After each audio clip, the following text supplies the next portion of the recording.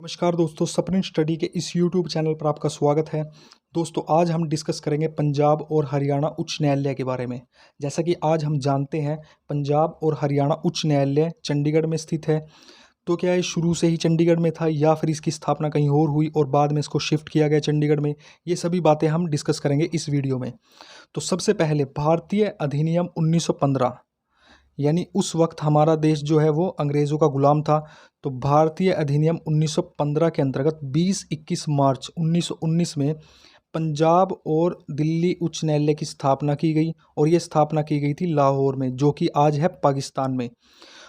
और इसके प्रथम भारतीय न्यायाधीश बने थे रेवाड़ी के सर शादीलाल, और इन्होंने 1 मई 1920 को शपथ ग्रहण की थी दोस्तों। इसके बाद 15 अगस्त 1947 को हमारा देश अंग्रेज़ों से आज़ाद हो जाता है और इसके साथ साथ हमारे देश के 2 टुकड़े भी हो जाते हैं। अब जो लाहौर हाई कोर्ट थी, अब वो चली जाती है पाकिस्तान में। और इसी समय भारत के जो अंतिम गवर्नर जनरल थे, जिनका नाम था माउंटबेटन, वो भारतीय स्वतंत्रता अधिनियम के अंतर्गत शिमला में एक हाई कोर्ट की स्थापना करते हैं, जिसका नाम देते हैं पूर्वी पंजाब उच्च न्यायालय। अब लाहौर हाई कोर्ट के जितना भी काम था वो सारा शिफ्ट हो जाता है शिमला हाई कोर्ट में। अब इसके बाद है कि 26 जनवरी 1950 को जो पूर्वी पंजाब हाई कोर्ट शिमला में स्थापित किया गया था, अब उसका नाम बदल करके पंजाब हाई कोर्ट रख दिया जाता है 26 जनवरी 1950 को। फिर इसके 2 साल के बाद यानी 1952 को पंजाब हाई कोर्ट की एक पीठ दिल्ली में स्थापित की जाती है। फिर 17 जनवरी 1955 को इस हाई कोर्ट को पंडित जवाहरलाल नेहरू, जो कि भारत के प्रथम प्रधानमंत्री थे, ये इस हाई कोर्ट को शिमला से चंडीगढ़ में शिफ्ट कर देते हैं। इसके बाद 1956 में पटियाला और पूर्वी पंजाब स्टेट्स यूनियन, जिसको शॉर्ट में पेप्सू कहा जाता था, अब उसका भी पंजाब में विलय कर दिया जाता है। अब जो पेप्सू था उसकी अपनी एक हाई कोर्ट थी, क्योंकि अब 1956 में पेप्सू का पंजाब में विलय कर दिया गया, तो पेप्सू की जो हाई कोर्ट थी वो भी पंजाब में विलय हो जाती है। अब समय आता है 1966 का, यानी उस वक्त हमारा जो राज्य है वो पंजाब से अलग हो जाता है और इस हाई कोर्ट का नाम भी, जिसको पहले पंजाब हाई कोर्ट रखा गया, उसका नाम बदल करके अब पंजाब और हरियाणा उच्च न्यायालय रख दिया जाता है। अब बात कर लेते हैं कि संविधान में भी क्या कुछ इसके लिए कोई प्रावधान है कि जैसे 2 स्टेट्स जो है उनके लिए एक उच्च न्यायालय हो सकती है। तो इसके बारे में भी हम डिस्कस कर लेते हैं। तो अनुच्छेद 214 जो है उसके अनुसार हर एक राज्य में एक हाई कोर्ट होनी चाहिए। ये तो कहता है अनुच्छेद 214, लेकिन 7वां संविधान संशोधन 1956 इसके अनुच्छेद 231 के अनुसार 2 या 2 से अधिक राज्य या फिर कोई केंद्र शासित प्रदेश, इसके लिए भारतीय संसद एक हाई कोर्ट की स्थापना कर सकती है। यानी अनुच्छेद 231 के अनुसार ये कहा गया है कि 2 या 2 से अधिक राज्य या फिर कोई यूनियन टेरिटरीज़ में एक हाई कोर्ट स्थापित की जा सकती है। तो ये बात आपको याद रखनी है। पंजाब और हरियाणा हाई कोर्ट की स्थापना भी अनुच्छेद 231 के अनुसार की गई है। अब कुछ अन्य महत्वपूर्ण बातें हैं, जैसे कि चंडीगढ़ उच्च न्यायालय की जो बिल्डिंग है उसका निर्माण किसने किया था?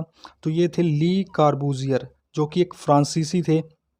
अब बात करते हैं कि पंजाब और हरियाणा हाई कोर्ट के अंदर न्यायाधीशों की संख्या कितनी है।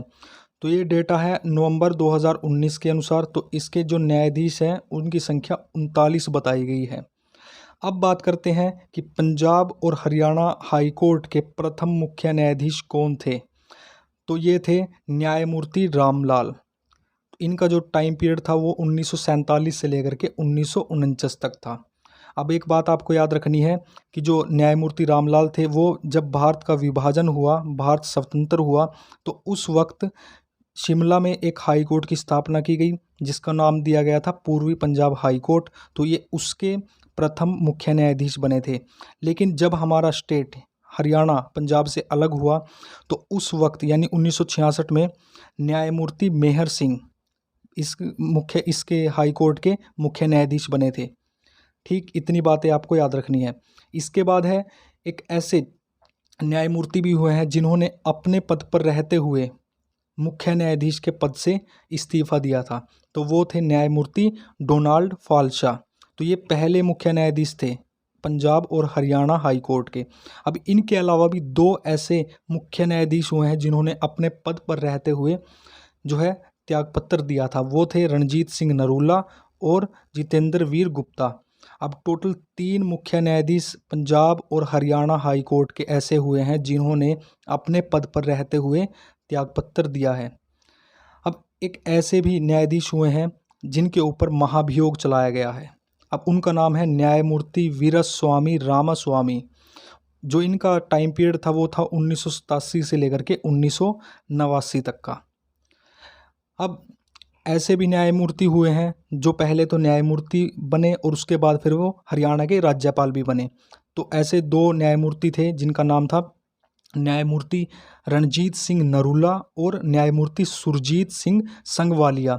ये 2 न्यायमूर्ति भी आपको याद रखने हैं। अब बात कर लेते हैं कि सबसे लंबे समय तक कौन मुख्य न्यायाधीश रहा और सबसे कम समय तक मुख्य न्यायाधीश कौन रहा।